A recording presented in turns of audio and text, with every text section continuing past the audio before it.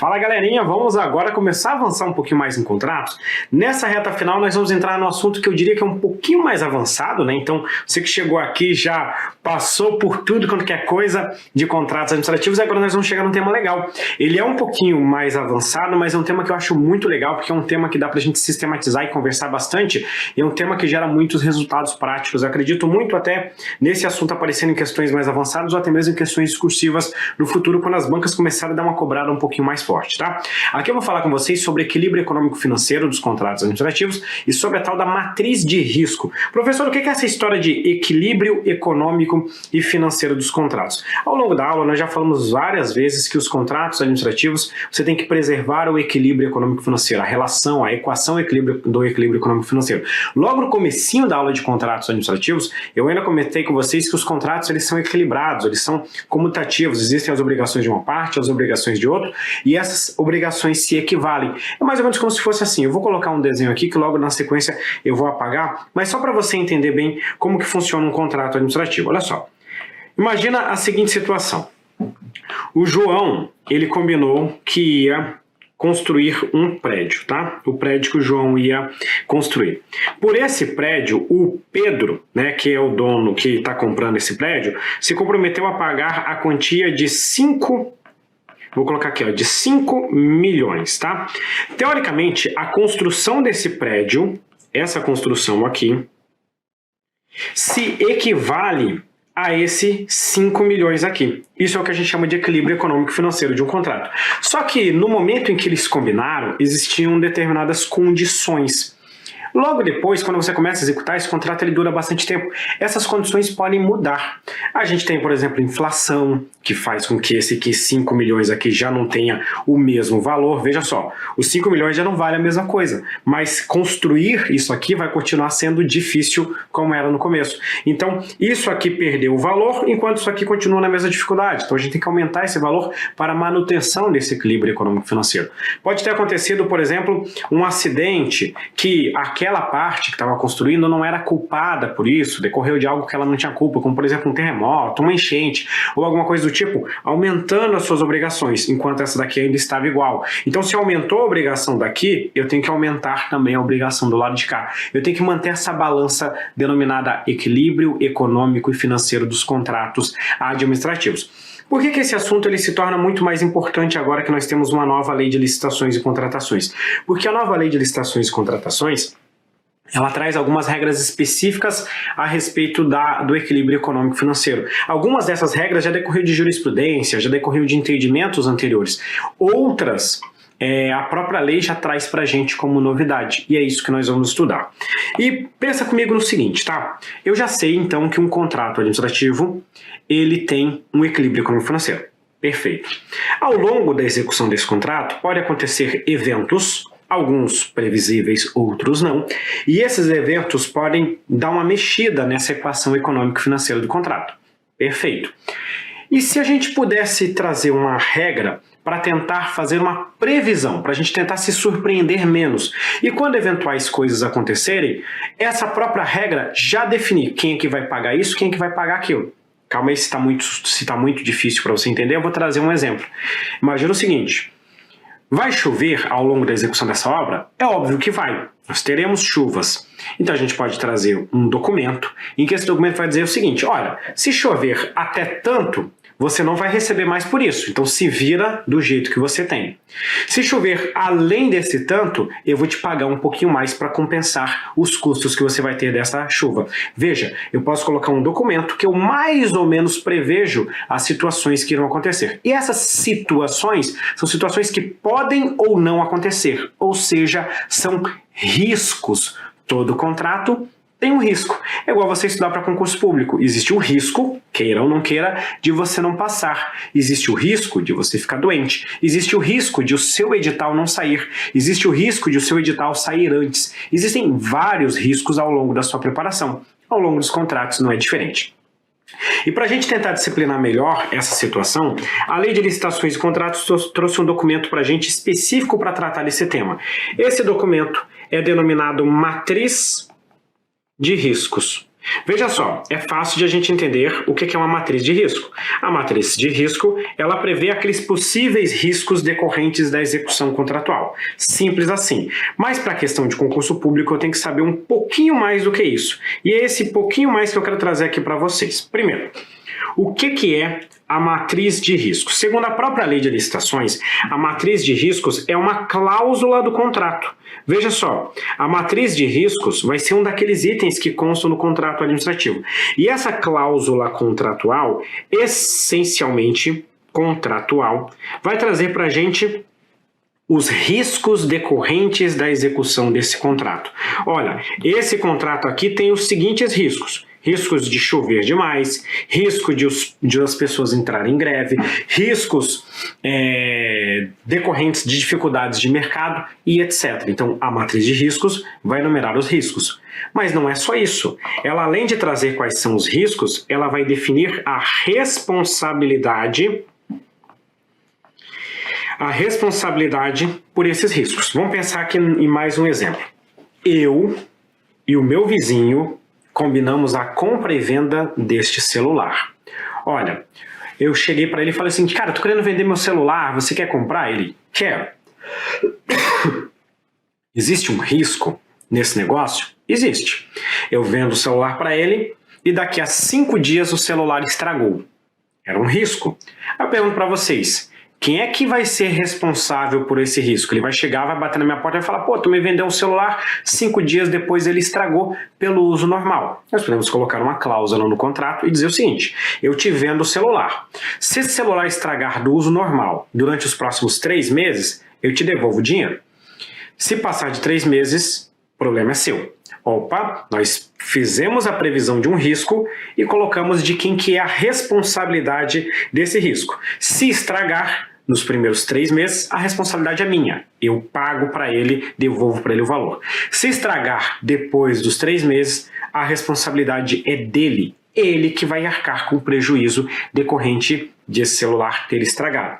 Nos contratos administrativos nós também podemos ter mais ou menos isso. Aí eu vou colocar aquele exemplo que eu falei para vocês. Você pode colocar o seguinte, se cair determinada quantidade de chuva, chover tanto, a administração pública não vai assumir essa responsabilidade. A própria empreiteira vai ter que se preparar para isso. Olha, é óbvio que vai chover. Então prepare-se para essa quantidade de chuva já no momento que você elabora a sua proposta. Quando você vai elaborar a proposta e diz, ó, a obra ficará pronta em 3 meses, você já tem que considerar que haverá uma quantidade X de chuva. Já coloque isso na sua proposta, porque se chover até essa quantidade, eu não vou te pagar mais por isso e nem vou te dar mais tempo por isso. Veja, eu vou colocar mais um ponto aqui para vocês. Essas duplicações, sempre vem um atraso, né, das rodovias, sempre acontece atraso. E o que as empreiteiras falam? Olha, choveu demais. Mas calma aí, a gente vai olhar a quantidade de chuva e foi a quantidade normal. Ela já deveria ter considerado essa quantidade de chuva na sua proposta. Se chover até tanto, a responsabilidade é dela. A própria matriz de riscos vai definir essa responsabilidade. Agora, se houver uma chuva excepcional, fora do normal, a matriz de riscos pode dizer que essa responsabilidade vai ser da administração pública. Logo, a administração vai ter que pagar um pouquinho mais por isso. Perfeito? Vamos voltar para a nossa tela. Já entendemos o que é a matriz de risco. Outro ponto é que, segundo a própria lei de licitações e contratações, a matriz de riscos, ela se responsabiliza por caracterizar o que é o equilíbrio econômico financeiro do contrato. Ela vai dizer para a gente o seguinte, olha, no momento em que você elabora a sua proposta, licitante, você já deve considerar essas obrigações. Se essas obrigações se comprovarem, isso já está considerado na sua proposta. Eu não vou te pagar mais, porque isso caracterizou o equilíbrio econômico financeiro. Isso está envolvido nas suas obrigações e por essas obrigações eu vou pagar tanto. Então a matriz de riscos faz mais ou menos essa caracterização do que é o equilíbrio econômico e financeiro do contrato. Perfeito, já entendi o que é. Aí agora eu vou fazer a seguinte pergunta.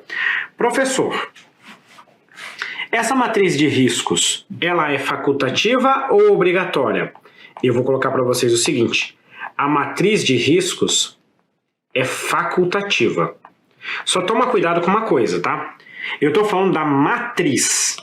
A análise de risco, todo contrato vai ter, porque eu sempre vou ter que analisar quais são os riscos daquele contrato, logo no planejamento da licitação. Agora, a matriz, que é essa cláusula contratual que define o equilíbrio econômico-financeiro do contrato, ela, em regra, é facultativa. Só que veja que eu acabei de falar para vocês, em regra ela é facultativa. Você já sabe que sempre que a gente fala que isso é uma regra, significa dizer que existem exceções. Ou seja, existem condições em que a matriz de riscos será obrigatória. Quando que a matriz de riscos passa a ser obrigatória? Ela é obrigatória basicamente em algumas condições. Primeira condição que a gente vai ter. Quando você estiver tratando de obras e também de serviços de engenharia que sejam de grande vulto. Então, obra e serviço de engenharia de grande vulto exige sempre a presença da matriz de risco. Outra coisa, quando os regimes de execução desse contrato administrativo forem os regimes de contratação integrada é aquela que o licitante, o contratado, melhor dizendo, fica responsável por tudo, inclusive pela elaboração do projeto básico. E também quando for a semi-integrada. Na semi-integrada, ele é responsável por quase tudo, só que o projeto básico fica sob encargo da administração pública, tá? Então, nesses três casos, obras e serviços de engenharia de grande vulto, primeiro caso, contratação integrada, segundo caso, contratação semi-integrada, terceiro caso, nessas hipóteses a matriz de riscos passa a ser obrigatória. Fechamos isso. Ok, aqui estava tranquilo. Agora eu vou trazer um assunto que esse já caía bastante na época da antiga lei de licitações, inclusive em questões discursivas. Agora na nova vai cair ainda mais. Sabe por que vai cair ainda mais? Porque agora a própria lei de licitações vai trazer essas definições que nós vamos trazer agora. Quando nós falamos da tal da equação econômico-financeira do contrato, nós sabemos que essa equação econômico-financeira ela pode sofrer variações ao longo da execução contratual.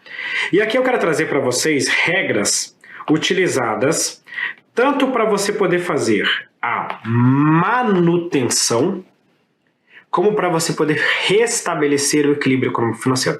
Professor, calma aí, eu não consegui entender. Pensa mais ou menos da seguinte forma. Você compra um carro novo. Nesse seu carro vai ter um manual de instruções. E esse manual fala pra gente o seguinte: você precisa fazer a revisão desse carro. Essa revisão serve para quê? Para a manutenção do seu veículo. Você não quer que o veículo estrague.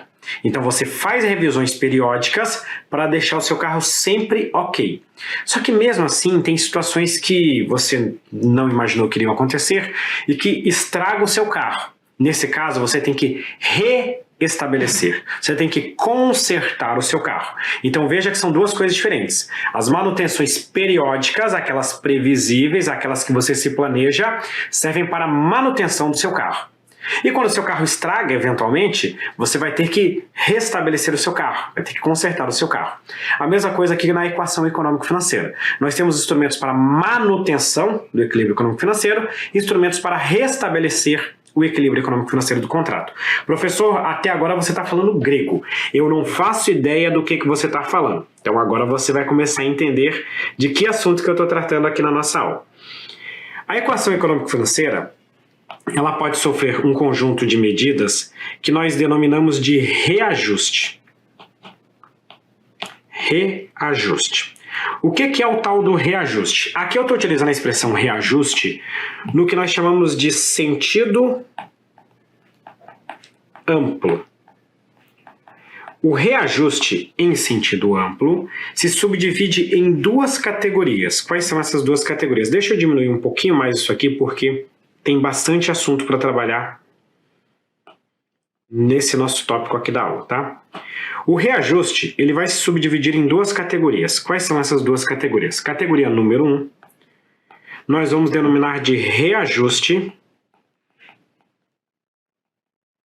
Se ali era em sentido amplo, aqui vai ser o reajuste em sentido estreito. E o que é o tal do reajuste em sentido estrito? O reajuste em sentido estrito nada mais é do que você fazer a manutenção do equilíbrio econômico-financeiro do contrato em razão da inflação. Você tem mês a mês a inflação, né? E essa inflação é definida por intermédio de índices. Esses índices, eles podem ser índices gerais e você pode ter também índices setoriais, porque às vezes você tem uma inflação específica para determinada região, uma inflação específica para determinados produtos e etc e tal, tá? Então, o reajuste em sentido estrito é algo previsível e digo mais, é algo normal, é algo que sempre vai acontecer. Então, os próprios contratos eles já prevêem regras de reajuste. Quando você, por exemplo, se você for dono de um imóvel e você alugar esse imóvel para um terceiro, o seu contrato já vai dizer, ó, todo ano, quando der o aniversário do contrato, nós vamos atualizar o valor desse aluguel. É algo normal, porque 10 mil no passado não vale a mesma coisa que 10 mil hoje. Então, naturalmente, você tem que atualizar esse valor. Então, essa é a primeira forma de reajuste. A segunda forma de reajuste, aqui tratando do reajuste então em sentido amplo, é o que nós denominamos de repactuação. O que é a tal da repactuação? A repactuação essencialmente acontece quando você tem aqueles serviços contínuos em que você tem aqui como principal fator a alocação de mão de obra. Eu vou explicar isso aqui para vocês, tá? Olha só, eu moro num condomínio. Aqui no meu condomínio, nós contratamos uma empresa para fazer a vigilância, né, a segurança. Qual que é o principal custo desse contrato de vigilância, de segurança? É o pagamento dos vigilantes. Então, esse é um contrato que diz respeito a um serviço contínuo, porque é uma necessidade que se prolonga ao longo do tempo, é contínuo. E a principal característica desse contrato é a cessão, vamos dizer assim, da mão de obra que faz a vigilância. A administração pública também firma esse tipo de contrato, quando ela contrata vigilantes, quando ela contrata pessoal para fazer limpeza das instalações, e esses são contratos de serviços contínuos relativos à mão de obra. E o que acontece? Essas categorias, elas têm periodicamente a atualização do valor da sua remuneração, atualização do valor do seu salário, né? Atualização. Então aqui eu estou falando da relativa atualização referente aos custos dessa mão de obra. A mão de obra, ano a ano, passa por convenções, passa por dissídios. E essas convenções e esses dissídios restabelecem qual o valor mínimo da remuneração desse pessoal.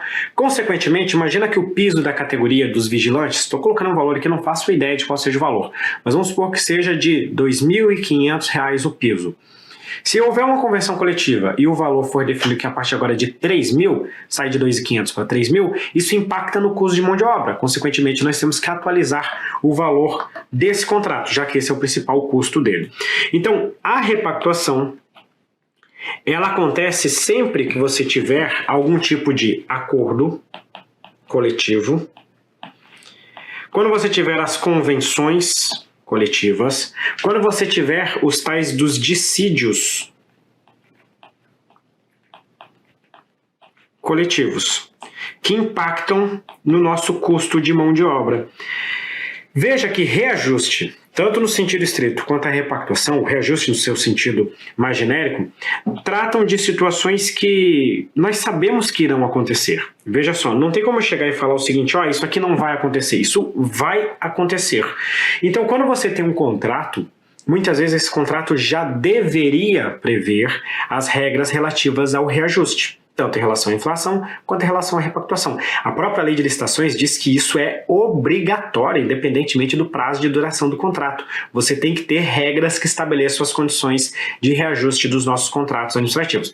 Se isso é uma situação que eu já sei que vai acontecer, significa dizer que eu não posso me surpreender.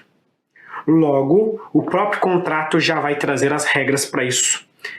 Se o próprio contrato já está trazendo as regras para a realização do reajuste, eu posso afirmar para vocês que isso não é uma alteração do contrato, mas uma simples aplicação dos termos contratuais. O contrato pega e diz o seguinte: nós vamos atualizar o valor desse contrato todo ano, conforme o índice tal. Chegou no mês tal, deu o índice tal, eu verifico, pelos órgãos oficiais qual que é esse índice e aplico ele ao meu contrato. Eu estou aplicando o contrato. A mesma coisa volta ao contrato de locação. Você alugou o seu imóvel para um terceiro. Quando deu o aniversário do contrato, você olha qual que é o índice que vocês colocaram no contrato e aplica esse índice. Você está alterando o contrato? Não. Você está aplicando o contrato. Só que como o valor foi alterado, você precisa registrar isso em algum lugar para dar uma publicidade. Para fazer essa publicidade, para fazer esse registro, nós utilizamos um documento que é denominado de apostila. Então, qual que é o documento utilizado para registrar o reajuste em sentido estrito e repactuação? É a apostila, que não configura uma alteração dos nossos contratos administrativos. Perfeito?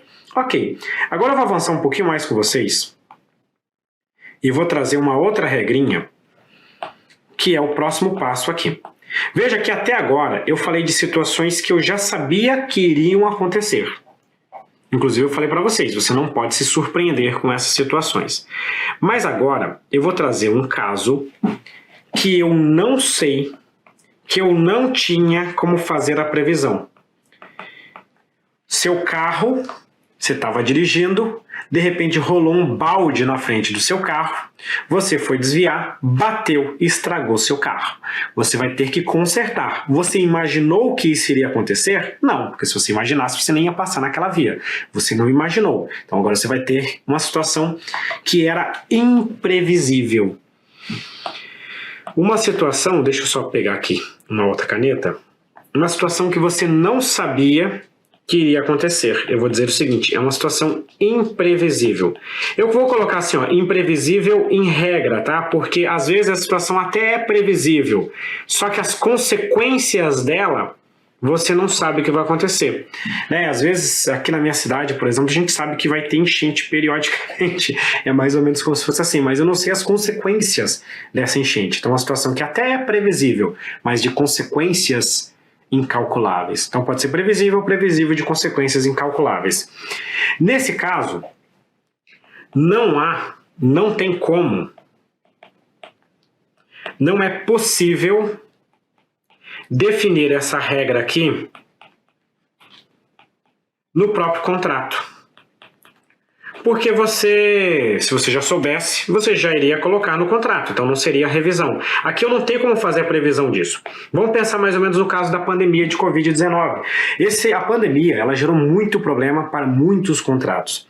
Tinha como a gente imaginar, volta lá para 2017, 2018, alguém iria imaginar que a gente ia passar por uma pandemia, que a gente ia ter que usar máscara, que ia ter todo esse rolo com vacinação, que ia ter isso?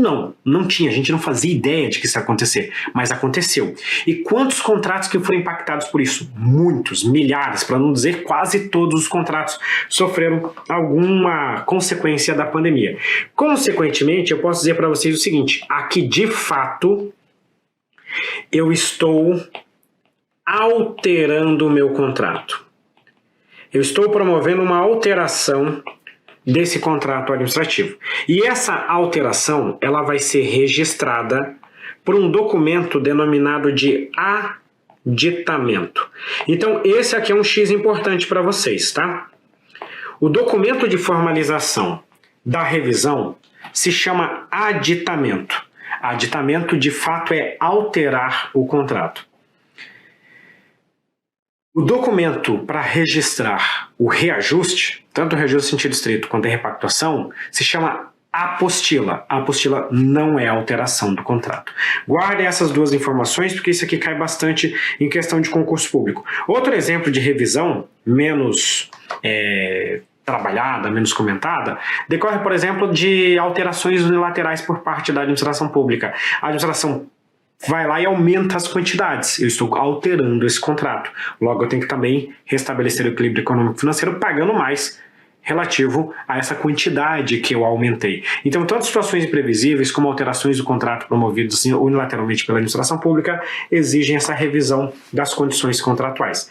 Beleza, fechamos isso aqui e vamos resolver uma questão. Ela fala para a gente o seguinte: aos contratos administrativos de prestação de serviços contínuos, com dedicação exclusiva de mão de obra, aplica-se o reajuste por índices. Olha só, reajuste por índices acontece quando eu tenho a tal da inflação. É aqui que eu coloco o reajuste por índices. Eu já tenho um índice para fazer a inflação. Isso aqui é o que nós denominamos de reajuste em sentido estrito, que é o que acontece com a inflação. A questão trouxe para a gente uma situação de prestação de serviços contínuos com dedicação exclusiva de mão de obra. Essa alteração aqui não é por intermédio de reajuste em sentido estrito. Essa alteração aqui acontece por intermédio da repactuação. Consequentemente, essa questão aqui está errada. Perfeito? Com isso, nós fechamos esse bloco em que nós tratamos sobre as linhas gerais da matriz de riscos e também do equilíbrio econômico-financeiro do contrato. Nós vamos continuar basicamente esse assunto no próximo bloco, em que nós vamos falar da teoria da imprevisão. Até daqui a pouco.